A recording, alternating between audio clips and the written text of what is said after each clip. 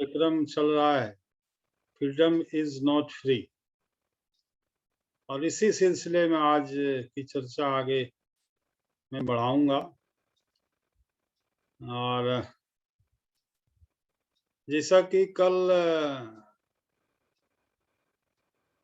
कल की जो बातचीत थी, कंफर्ट पहला था कि हमको अपना एक ऐसा वाय खोजना है जो कि हमको रुला दे, हमारे आंखों में आंसू ला दे। इस तरह का एक उपाय हमको सबसे पहले खोजना है और उसके बाद हमको अपने कंफर्ट जोन से निकलना है। ये बहुत जरूरी चीज है, क्योंकि जब तक हम कंफर्ट जोन में रहेंगे हम कुछ कर नहीं पाएंगे। कैसे निकलना है कंफर्ट जोन से, उसकी चर्चा हम फिर कभी करेंगे, वो हम तैयारी कर रहे हैं। और कल की चर्चा को आज बढ़ाने से पहले मैं परिचय दे दूं। नाम हुआ DN मिश्रा। अभी मैं दिल्ली NCR के अंदर गुड़गांव में रहता हूं। लगभग 24.5 साल तक मैंने सरकारी नौकरी की। ऊपर वाले का मैं शुक्रगुजार हूं कि लगभग आज से 17-18 साल पहले अचानक ये बिजनेस मेरी जिंदगी में आया। और ये बिजनेस न सिर्फ मेरी जिंदगी में आया बल्कि मुझे समझ में भी आया। मैंने इस बिजनेस को समझा, ज्वाइन किया, काम करना शुरू किया, सीखना शुरू किया, सीखते गया, करते गया। लगभग 2 साल तक मैंने अपनी नौकरी और बिजनेस को साथ साथ किया। 2 साल के बाद मैंने अपनी नौकरी को रिजाइन किया और तब से लगातार इस बिजनेस को मैं करते चला रहा हूँ। आज लाखों लोगों की टीम है और बहुत जबरदस्त टीम है, बहुत शानदार टीम है। और हम सब ने मिलके जो बिजनेस खड़ा किया है, लगभग करोड़ों का बिजनेस एक महीने का होता है, लाखों की इनकम आती है, बहुत सारे लोगों को अच्छा इनकम आ रहा है, सारी चीजें हैं, लेकिन फिर भी सीखना बहुत जरूरी है। और इसलिए लगातार इस पे काम चल रहा है, बात चल रही है। तो आज की चर्चा को बढ़ाता हूँ मैं। स्त्री तुमको दे दें कभी जो बरसे पानी, कभी नए पैकेट में बेचें तुमको चीज पुरानी, फिर भी दिल है हिंदुस्तानी। थोड़े अनाड़ी हैं, थोड़े खिलाड़ी, रुक रुक के चलती है अपनी गाड़ी। हमें प्यार भी चाहिए और पैसे भी। हम लोगों को समझ सको तो समझो दिलवर जानी। उल्टी सीधी जैसी भी है यही है अपनी कहानी। थोड़ी हम में होशियारी है, थोड़ी है नादानी। थोड़ी हम में सच्चाई है, थोड़ी है बेईमानी, फिर भी दिल है हिंदुस्तानी, फिर भी दिल है हिंदुस्तानी। आंखों में कुछ आंसू हैं, कुछ सपने हैं। आंसू और सपने दोनों ही अपने हैं। सपने भी अपने हैं, आंसू भी अपने ही। दिल दुखा है लेकिन टूटा नहीं है। उम्मीदों का दामन अभी छूटा तो नहीं। हम लोगों को समझ सको तो समझो दिलवर जानी। थोड़ी मजबूरी है, थोड़ी मजबूरी है, लेकिन थोड़ी है मनमानी। थोड़ी बहुत मजबूरी हो सकती है लेकिन मनमानी भी है। थोड़ी तू मैं है, थोड़ी खींचा तानी। हम में काफी बातें हैं जो लगती है दीवानी, फिर भी दिल है हिंदुस्तानी, फिर भी दिल है हिंदुस्तानी। और यही हम सब की कहानी है, यही हम सब की कहानी है। तो समझ रहे होंगे आप लोग मैं क्या कहना चाह रहा हूँ, क्या बताना चाह रहा हूँ, क्या समझाना चाह रहा हूँ। डिटेल में जाने की जरूरत नहीं है। तिवारी जी बहुत मुस्कुरा रहे हैं। निरंजन जी मुस्कुरा रहे हैं। गाना चल रहा था तब भी मुस्कुरा रहे थे, और अभी मैं जब बात कर रहा हूँ तब भी वो मुस्कुरा रहे। क्या है ना कि चाहिए सब चीज, हमें प्यार चाहिए, पैसा चाहिए, सब चीज चाहिए, लेकिन ये जो थोड़ी बहुत चीजें हैं, जो कुछ शब्द इसमें आए हैं, उनसे हमको ऊपर उठना है। तो हम आते हैं आज की बात पर। Rule number 3। रूल नंबर 3 क्या कहता है? ये रूल बहुत ही इंपॉर्टेंट रूल है। Learn and adopt new things as faster as you can. जितना जल्द हो सके नई चीजों को सीखें और उसको अप्लाई करें, उसको अपनाएं। ये रूल बहुत इंपॉर्टेंट है दोस्तों। अगर आपको फिनेंशियली फ्री होना है, फिनेंशियली पावरफुल होना है और इंडिपेंडेंट होना है, फिनेंशियली फ्री होना है, तो learn and adopt new things as faster as you can. नई चीजें, नई बातें, नई तरीके, नई टेक्नोलॉजी को जितना जल्दी हो सीख लें, और सीख कर उतनी ही जल्दी उसको अप्लाई करें, अडॉप्ट करें। नई चीजें, नई बातें, नए तरीके, नई टेक्नोलॉजी जितना जल्दी हो सीख लें, और सीख कर जितना जल्दी हो उसको अडॉप्ट कर लें, नहीं तो आप पीछे पड़ जाओ, पीछे रह जाओ। जितना तेज आप सीख सकते हैं सीख लीजिए। Learn and adopt new things as faster as you can. आपने पिछले दिनों देखा कि जो लोग जितना जल्दी फिजिकल से डिजिटल में आ गए, वो उतना आज आगे। पिछले दिनों आपने देखा कि ज्वाइनिंग पहले डिस्ट्रीब्यूटर प्राइस पे होता था, 1000 पे होता था, फिर 2000 पे होने लगा। बहुत दिनों तक कुछ लोग शिकायत करते रहे। बहुत सारे लोग इसी वजह से अप, अपना बिजनेस भी कर डिलीट कर डबल कर लिया। बहुत सारे लोगों ने इस एक बदलाव से अपने बिजनेस को डबल कर लिया, और बहुत सारे लोग व्हाट्सएप खेलते रहे, इस मैटर को बना के पूरा मैसेज इधर उधर भेजते। जिन्होंने तेजी से चेंज को स्वीकार कर लिया और तेजी से अडॉप्ट कर लिया, वो तेजी से आगे बढ़ गए, बाकी लोग पिछड़ गए। जिन लोगों ने सोशल मीडिया से ज्वाइनिंग करना तेजी से सीख लिया, वो तेजी से आगे बढ़ रहे हैं, और जो उनको सीखने में देरी कर रहे हैं वो उतना पिछड़ रहे हैं। नई चीज जितना जल्द सीख कर, जितना जल्द उसको अपना लेंगे, अडॉप्ट कर लेंगे, आप उतना जल्द सफल हो जाएंगे। लोग बहुत देर कर देते हैं नई चीज को सीखने में, और कई लोग तो सीख भी लेते हैं लेकिन अडॉप्ट करने में देरी कर देते हैं, सोचते ही रह जाते हैं, लागू करूं, आगे बढ़ूं, नहीं बढ़ूं। जैसे जूम को बहुत सारे लोगों ने तो अभी सीखा ही नहीं है। जिसने सीखा भी है वो अपने बिजनेस को बढ़ाने में उसका उपयोग भी ठीक से नहीं कर पा रहे हैं, कर नहीं रहे हैं। कर पाना अलग चीज है, कर ही नहीं रहे साहब। हम कोई चीज नहीं आता है तो उसको हम सीख सकते हैं। वो कैलकुलेशन करते रहते हैं बहुत सारी चीजों को, और इस वजह से वो पिछड़ जाते हैं। आज का जमाना दोस्तों टेक्नोलॉजी का है।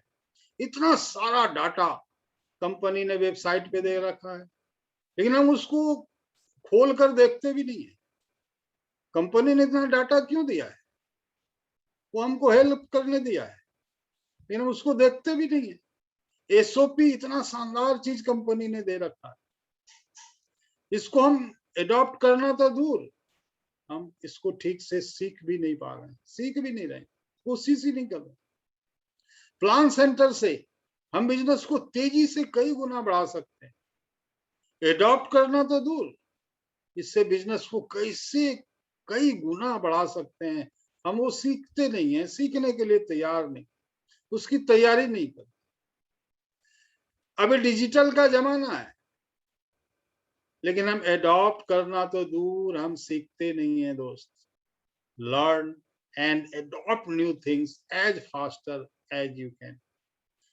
जितनी जल्दी हो सके नई चीजों को सीखें और अपनाएं। ये रूल बहुत इंपॉर्टेंट है। अगर आपको फिनेंशियली फ्री होना है, फिनेंशियली पावरफुल होना है, इंडिपेंडेंट होना है, तो learn and adopt new things as faster as you can. नई चीजें, नई बातें, नई तरीके, नए टेक्नोलॉजी को जितना जल्दी हो सीख लें, और सीख कर जितना जल्दी हो उसको अडॉप्ट भी करें। जो जल्दी सीख लेंगे और जो नहीं करेंगे, देखिए जो जल्दी सीख लेंगे वो आगे बढ़ जाएंगे, जो नहीं करेंगे वो बिजनेस से आउट हो जाएंगे, आउट हो जाएंगे, टिकेंगे भी नहीं, रुकेंगे भी नहीं।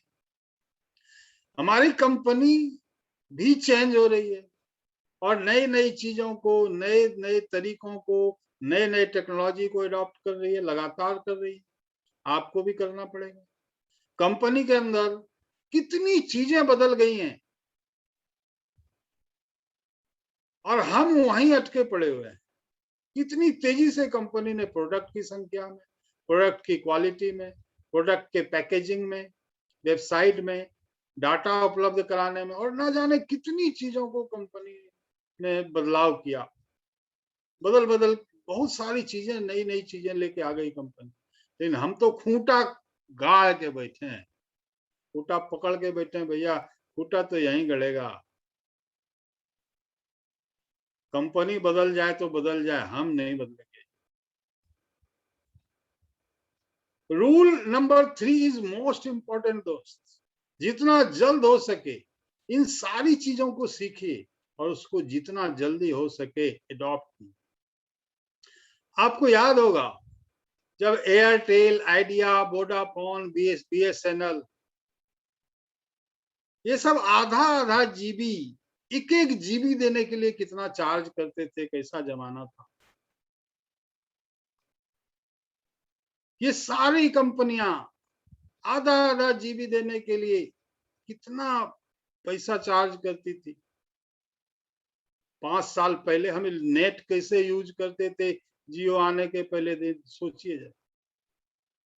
थोड़ा सा नेट पर काम किया, फिर नेट बंद कर दिया, लगातार हम नेट चालू भी नहीं रखते। जियो आया, वह फास्टेस्ट, तेजी से नए चीज लेके आया और लोगों को दे दिया। अब वही एयरटेल, वही आइडिया, वही वोडाफोन, वही बीएसएनएल दिन भर 20 बार फोन करते हैं कि हम इतना जीबी देंगे, हम इतना जीबी देंगे, हम 50 जीबी देंगे, आप टेंशन मत लीजिए, मात्र इतने रुपये में दे देंगे, आप जितना यूज करो। आप सोच के देखिए, 5 साल के पहले का सोच के देखिए। अब आप क्या बोलते हैं, नहीं नहीं अभी मेरे पास मोबाइल में जियो भरा हुआ है, जियो है। तो एयरटेल, आइडिया, वोडाफोन, बीएसएनएल, ये पहले लेके ये सारी चीजें क्यों नहीं आए? पहले तो आधा आधा जीबी के लिए मारा मारी हो रही थी। केवल सोशल मीडिया देखने के लिए हम लोग इंटरनेट खोलते थे, ऑन करते थे और फिर बंद कर देते थे। ये चीज पहले एयरटेल लेके क्यों नहीं आए? जियो ने क्यों लेके आ गए? जियो ने क्यों किया? देखिए रूल नंबर 3 को समझिए। नई चीज जितना जल्दी, जितना फास्ट आप अडॉप्ट कर लेंगे, आप टिक जाएंगे, नहीं तो आउट हो जाएंगे। अब एयरटेल कुछ भी करे तो उतना नहीं चल पाएगी और एक दिन मार्केट से आउट हो जाएगी। देखा, कई कंपनियां आउट हो गई जियो के आने के बाद, और इसीलिए वोडाफोन, आइडिया को मर्ज करना पड़ा। फिर भी अभी कितने प्रॉब्लम में हैं ये कंपनियां। ये जो अंदरूनी जो बात है, ये सब बहुत परेशानी में है ये कंपनियां अभी। अब उसको जब उनको करना था चेंज, एडॉप्ट चेंज को, तब उसने नहीं किया। तो दोस्तों, नई चीजें, नई बातें, नए तरीके, नई टेक्नोलॉजी को जितना जल्दी हो सके सीख लें, और सीख कर जितना जल्दी हो उसको एडॉप्ट भी कर। जो जितना जल्दी सीख लेंगे, जितना जल्दी उसको अप्लाई कर लेंगे, एडॉप्ट कर लेंगे, वो बिजनेस में रहेंगे। और जो नहीं करेंगे वो बिजनेस से आउट हो जाएंगे, साफ आउट हो जाएंगे। करना क्या है? सबसे पहले देखिए, आप यहाँ आपको स्क्रीन पे दिख रहा होगा, एसेस, लर्न, इम्प्लीमेंट। हमको एसेस का मतलब होता है आकलन। हमको आकलन करना है। किस चीज का आकलन करना है? कि हमारी कैपेबिलिटी, कॉम्पिटेंसी कितनी है, मतलब हमारी योग्यता कितनी, कैपेबिलिटी, हमारी क्षमता कितनी है।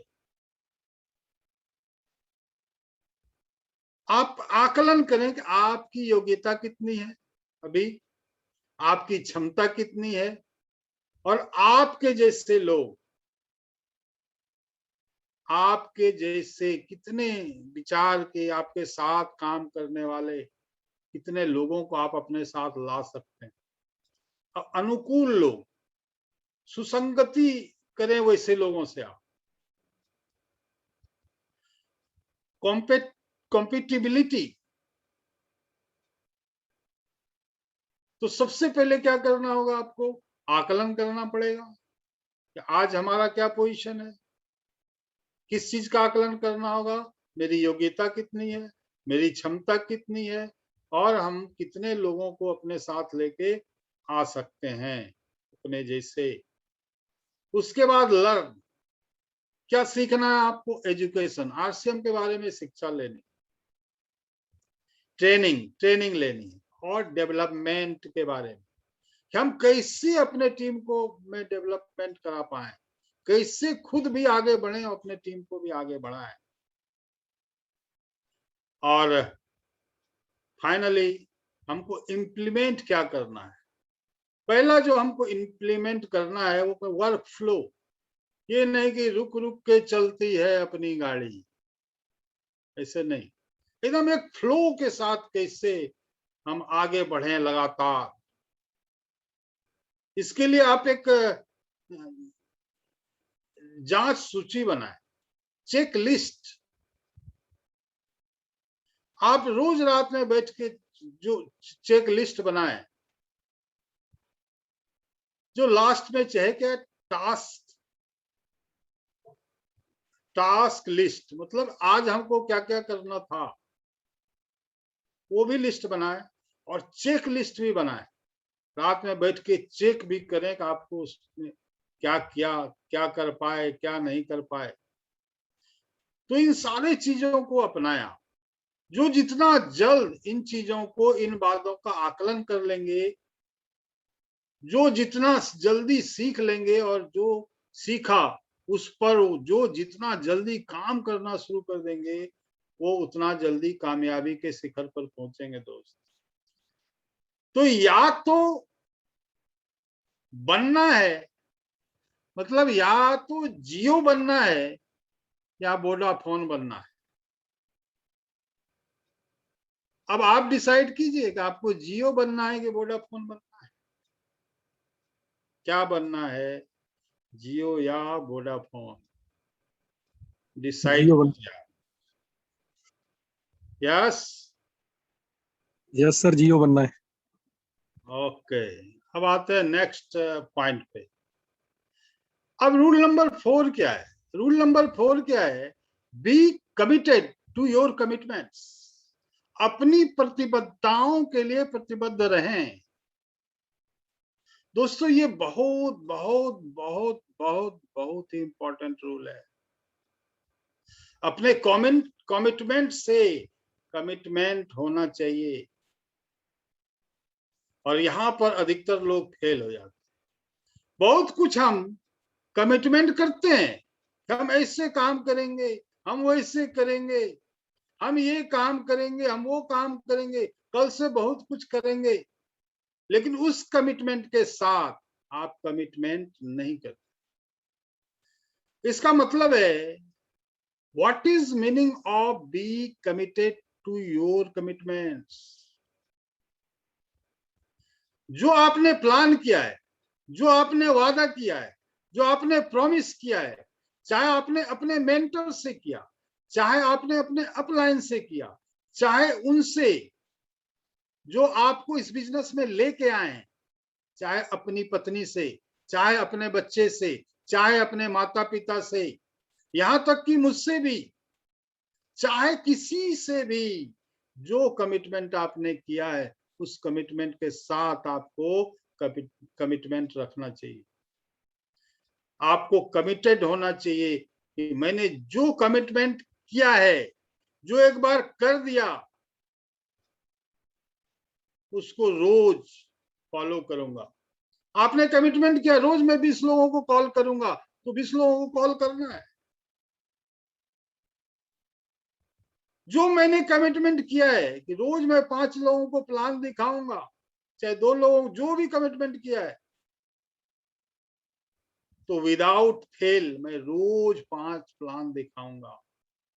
जो मैंने कमिटमेंट किया है कि रोज 200, 500, 1000 बीबी का प्रोडक्ट शेयर करूंगा, सेल करूंगा, तो रोज विदाउट फेल मैं प्रोडक्ट शेयर करूंगा, सेल करूंगा, डेली 365 दिन।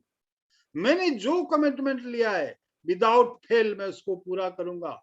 चाहे जिससे भी कमिटमेंट लिया है, मैं उसको पूरा जरूर करूंगा। तो be committed with your commitments. पहले आप ये वीडियो देखिए और फिर हम बात करेंगे आगे। ये 400 into 400 का रिले रेस था, जापान का था और इसी साल का है। इसमें क्या होता है, 400 मीटर एक साथी जो दौड़ता है, फिर वो उसके हाथ में एक झंडा होता है, वो जो आगे उसके 400 मीटर एक साथी खड़ा होता है, वो फ्लैग वो उसको पकड़ाती है, फिर वहां से वो आगे दौड़। अब उसका एक साथी 400 मीटर आगे उसका इंतजार कर रहा था जब इसने दौड़ना शुरू किया। ये लड़की जब जब इसने दौड़ना शुरू करती है, तो वह शुरुआत में ही गिर पड़ती है, उसके पैर में मोच आ जाती है, वह पैर पर खड़ी नहीं हो पा रही। उसको लगा कि वह दौड़ कर या चल कर रेस पूरा नहीं कर पाए,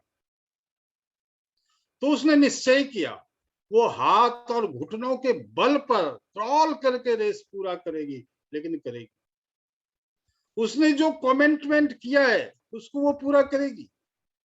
वो रेस से बाहर नहीं हो सकती थी, नहीं सॉरी, वो रेस से बाहर भी हो सकती थी। वो हो सकती, क्यों, शुरू में वो गिर गई। 400 मीटर काफी होता है, लगभग आधा किलोमीटर।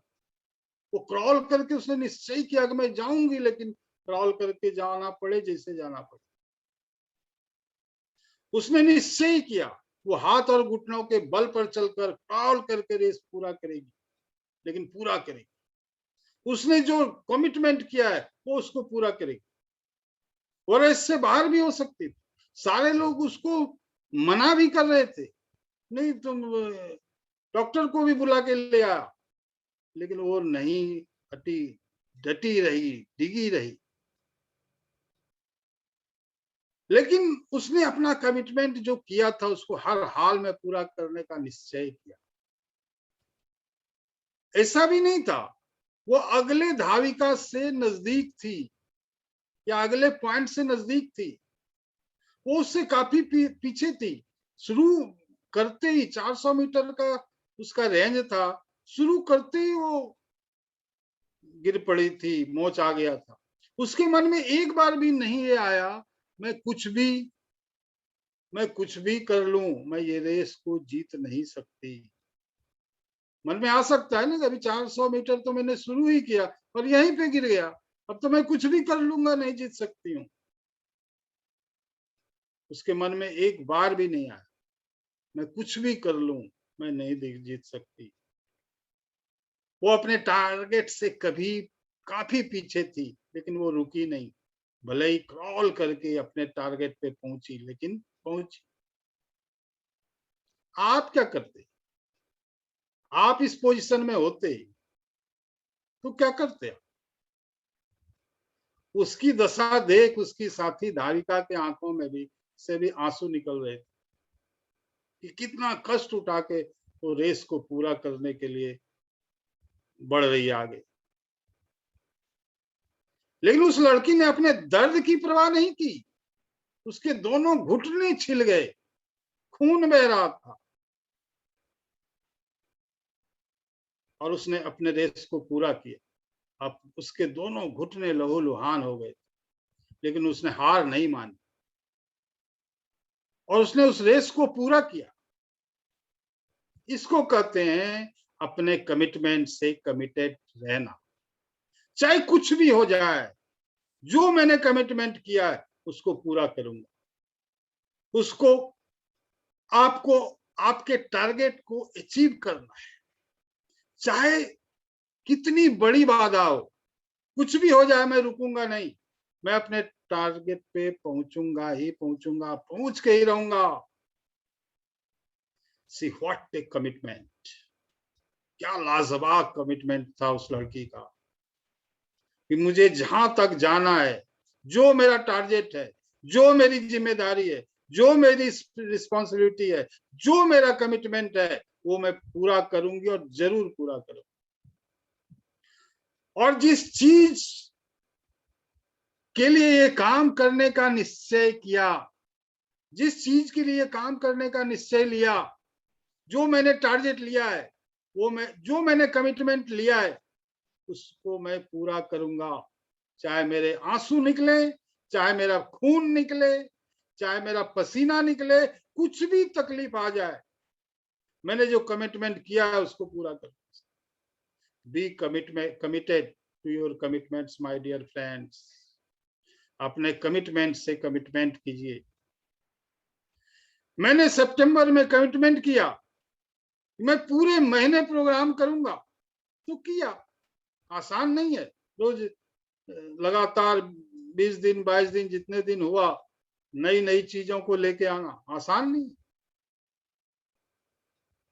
मैंने कमिटमेंट किया तो पूरा किया, रोज रोज नया टॉपिक, आसान नहीं है।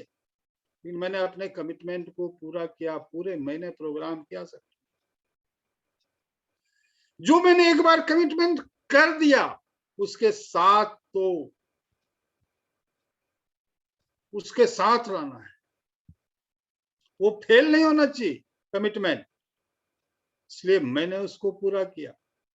मैं अगर बीच में 1-2 दिन नहीं भी करता तो क्या आप में से कोई कुछ बोलते क्या? हमको कुछ नहीं बोलते। मैंने आपसे कमिटमेंट किया तो उसको पूरा किया, भले ही मुझे रात रात भर जग के तैयारी करनी पड़ी। काफी तैयारी करनी पड़ती है एक प्रेजेंटेशन को तैयार करने में, काफी स्टडी करना पड़ता है, काफी रिसर्च करना पड़ता है। और मजे की बात तो यह है कि और हर दिन आप लोगों से पहले, सबसे पहले मीटिंग स्टार्ट करके बैठ जाता हूं। मैं ही रोज मीटिंग स्टार्ट करता हूं और आप लोग से पहले।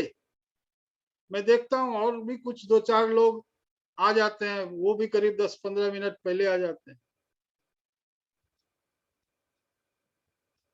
किसी दिन मैंने लेट से मीटिंग स्टार्ट नहीं किया। आपको तो कुछ भी नहीं करना रहता। आपके मीटिंग में आने का तो कोई समय ही नहीं होता। एक छोटा सा कमिटमेंट मैंने उस समय ये बनाई थी, इसलिए उसी समय का टाइम है। एक छोटा सा कमिटमेंट की 6:45 पर मीटिंग से जुड़ना, वो भी आप पूरा नहीं कर पाते थे।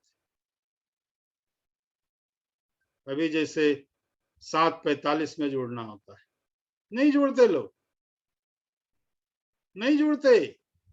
इस कमिटमेंट में कहां से आपका खून निकल जाएगा, कहां से आपको पसीना निकल जाएगा, कहां से आपको दर्द हो जाएगा। ठीक 7:45 में जुड़ जाना है, इसमें कौन खून निकलने वाला है, कौन पसीना निकल। लेकिन ये छोटा सा कमिटमेंट भी मैं तो चूंकि खोलता हूँ, मैं देखता हूँ कौन कब आ रहा है। लोगों को भी पता होगा कि लोग जैसे इन करते हैं, जिनको मुझे को होस्ट बनाना होता है, उनके इन करते ही मैं बनाता हूं। इस तरह के कमिटमेंट के साथ कैसे जीतेंगे? आपने जो माता पिता से, अपनी पत्नी से, अपने बच्चों से, अपने अपलाइन से, अपने मेंटोर से, अपने गुरु से जो कमिटमेंट किया है, आप उसको पूरा नहीं करेंगे तो कैसे चलेगा मेरे दोस्त? कैसे चलेगा? आप सोच रहे हैं कि अच्छे दिन आएंगे, कैसे आएंगे अच्छे दिन? आप सोच रहे हैं कि अच्छे दिन आएंगे, कैसे आएंगे?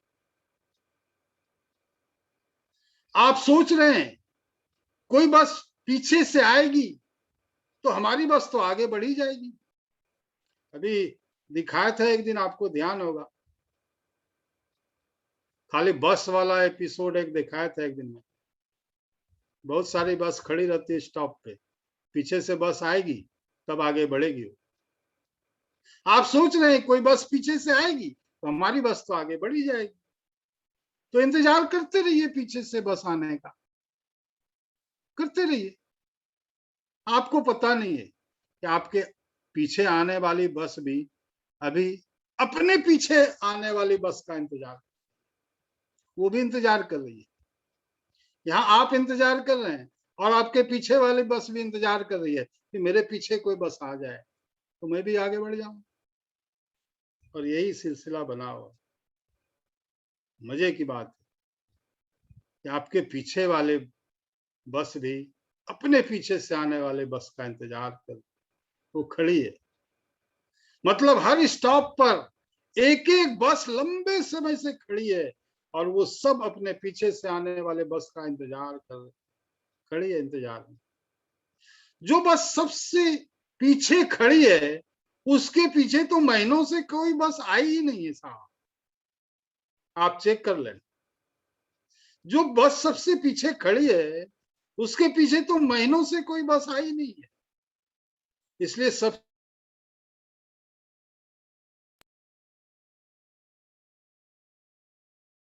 पीछे वो बस इंतजार कर रही है कोई बस पीछे से आए तो मैं आगे बढ़ूं। कोई बस उसके पीछे आ ही नहीं रही है तो आगे बढ़े कैसे? यहाँ तो यही परिपाटी बनी हुई है कि कोई बस पीछे से आए तो हम आगे बढ़े, हमारी बस आगे बढ़े। सबसे लास्ट बस जो है ना वो आपका डेप्थ है, और महीनों से डेप्थ में कोई बस नहीं आई है तो बस आगे बढ़ नहीं पा रही, सभी खड़ी है, जो जहां है वहीं खड़ी है। लास्ट बस के पीछे पीछे लगातार बस आती रहेगी तो सारी बसें ऑटोमेटिक चलती रहेगी। अपने डेप्थ को ड्राइव करें। आपकी कोई बस किसी स्टॉप पे खड़ी नहीं रहनी चाहिए। जब आप डेप्थ ड्राइव करेंगे तो सारा किसी स्टॉप पे आपकी कोई बस खड़ी नहीं रहेगी, सारी बसें आगे बढ़ती रहेंगी और आप तो सबसे आगे होंगे। सोचिए आप कहां पहुंचे। आपका कमिटमेंट है कि हर महीने आपको अपने डेप्थ में एक बिगिनर बनाना है, ये आपका कमिटमेंट है। जब आप कमिटमेंट से कमिटेड रहेंगे तो बात बनेगी। तो अपने कमिटमेंट से कमिटेड रहिए, सारी बस आगे बढ़ते जाएगी। Be committed to your commitments my dear friends, क्योंकि अपनी जिंदगी तो अपने ही कंधों पे निकलती है दोस्त, क्योंकि अपनी जिंदगी तो अपने ही कंधे पे निकलती है दोस्त। दूसरों के कंधे पे तो सिर्फ जनाजे निकला करते हैं, दूसरे कंधों पे तो सिर्फ जनाजे निकलते हैं माय डियर फ्रेंड्स। दोस्तों, सपने अकेले देखे जाते हैं, ग्रुप में नहीं देखे जाते। सपने अकेले देखे जाते, ग्रुप बाद में बनता है। गांधी जी ने अकेले सपना देखा था, बाद में लोग उनसे जुड़ते चले गए। भगत सिंह ने अकेले सपना देखा था, बाद में उनसे लोग जुड़ते चले गए। सुभाष चंद्र बोस ने अकेले सपना देखा था, बाद में उनके साथ जुड़ते चले गए। बाबा साहेब अंबेडकर ने अकेले सपना देखा था, बाद में लोग उनके साथ जुड़ते चले गए।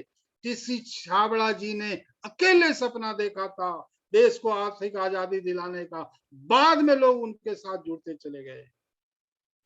दुनिया इन सब के कमिटमेंट को देखकर बाद में उनसे जुड़ने लगे। आपके कमिटमेंट को देख के ही कोई जुड़ेगा। दुनिया इन सारे लोगों के कमिटमेंट को देख के बाद में जुड़ी, उनको फॉलो करने लगी। आप भी अपने कमिटमेंट से कमिटेड रहेंगे तो आपके कमिटमेंट को देखकर आपके साथ लोग जुड़ेंगे। आपके अचीवमेंट के देख के नहीं जुड़ेंगे साथ। वैसे लोग तो अगर आपके अचीवमेंट को देख के जुड़ेंगे ना तो वो ज्यादा दिन चलने वाले लोग नहीं रहेंगे। आपके कमिटमेंट के देख। मैं जब फील्ड में काम करता था ना, उधर शिवहर और सीतामढ़ी और दोनों चंपारण में और मुजफ्फरपुर में, तो लोग कहते थे सर आपने तो गर्दा उड़ा दिया। मतलब सुबह से लेके 11 बजे रात तक फील्ड में लोग मेरा कमिटमेंट देखते थे। साहब ये इतना कमिटेड है तो इनके साथ में जुड़ूंगा तो मैं सफल हो जाऊं। लोग कमिटमेंट देखते हैं। आप भी अपने कमिटमेंट से कमिटेड रहेंगे तो आपके कमिटमेंट को देखकर आपके साथ जुड़ने लगेंगे। साहब लोगों को आपकी आंखों में दिखनी चाहिए कि मैं इनके साथ जुड़ूंगा तो सफल हो जाऊं। यहां उल्टा हो रहा है, हम लोगों की आंखों में अपनी सफलता ढूंढ रहे हैं। हम लोगों की आंखों में अपनी सफलता ढूंढ रहे हैं। नहीं होगा। जिस दिन लोग आपकी आंखों में देख के ये समझेंगे हाँ इस आदमी के साथ मैं जुड़ूंगा तो मैं भी सफल हो जाऊंगा, जिस दिन लोग आपकी आंखों में अपने सपने देखने लगेंगे उस दिन आप बहुत आगे जाएंगे।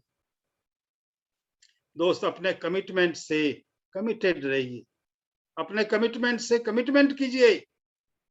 Freedom is not free my dear friends, you have to pay the price. आजादी फ्री में नहीं मिलती दोस्त, इसकी कीमत चुकानी पड़ती है, इसकी चुकानी पड़ेगी कीमत। आपको कीमत चुकाना पड़ता है मेरे दोस्त। फ्रीडम तब मिलता है, पर जो कीमत आज आप चुका देंगे, पर जो कीमत आज आप चुका देंगे उसके बाद पूरी लाइफ एंजॉय करेंगे। ये लाइफ एंजॉय करेंगे पूरी लाइफ। मैं हमेशा बोलता हूं इस बिजनेस में आपको सिर्फ 5 साल, सिर्फ 5 बरस विथ कमिटमेंट, इस तरह जैसे अभी आगे पीछे 50 कभी 40 कभी 40 कभी 10 कभी 90 कभी 100 लगाते हैं। इससे 5 वर्ष आपको कीमत चुकानी है, उसके बाद आपकी 7 पीढ़ियां बैठ के खाएंगे साहब, एंजॉय करेंगे। लेकिन ये 5 वर्ष कोई पार्टी सार्टी नहीं, कुछ नहीं, फिर 7 पीढ़ियां के मजे ही मजे हैं साहब।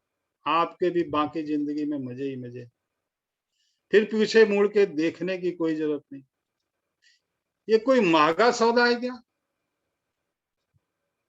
5 साल लगा के अगर अपनी 7 पीढ़ियों को संवार लें, ये कोई महंगा सौदा है क्या? तो जवाब दीजिए हम। No sir. नहीं सर। दो सर। ये महंगा सौदा नहीं है दोस्त। तो be committed to your commitments my dear friends. आपके कमिटमेंट से आपका कमिटमेंट होना चाहिए। तो थैंक यू। जय RCM. Over to Niyazuddin. Thank you sir, thank you. और बिल्कुल बिल्कुल हमें अपने कमिटमेंट से कमिटेड होना है, तभी हमारी सफलता आ पाएगी। और जब तक कोई भी कमिटमेंट को हम पूरा नहीं करेंगे तो फिर वो कमिटमेंट को पूरा नहीं करने की आदत बन जाती है और कहीं ना कहीं उस आदत में ही ढल चुके हैं। तो आज से कमिटमेंट को कमिटेड रहें। और इसी कड़ी में मैं इनवाइट करने चाह रहा हूँ हमारे ग्रेट मेंटर मिस्टर साहिल सर जी को। Welcome sir. Thank you. आज का जो थॉट पॉइंट कह लीजिए था वो के बदलाव को सीखना और उसको जितना जल्दी हो सके काम में ले लेना, अडॉप्ट करना मतलब काम में ले लेना। और जितनी भी बातें हुई उन सारी बातों को कहीं ना कहीं पे हमने कभी सुना है, जाना है, क्योंकि अभी दो तरह की यूनिवर्सिटी बहुत जबरदस्त तरीके से काम कर रही है, एक फेसबुक इंडस्ट्री यूनिवर्सिटी और एक व्हाट्सएप यूनिवर्सिटी। पर धीरू भाई अंबानी जी ने कहा है कि आपका ज्ञान महत्वपूर्ण नहीं होता, किसी भी विषय में आपका विशेष ज्ञान ही महत्वपूर्ण होता है। आपका पढ़ा लिखा होना महत्वपूर्ण नहीं है, पर आपका पढ़ते लिखते रहना ही महत्वपूर्ण है, वही आपको बड़ी सफलता दिलाता है।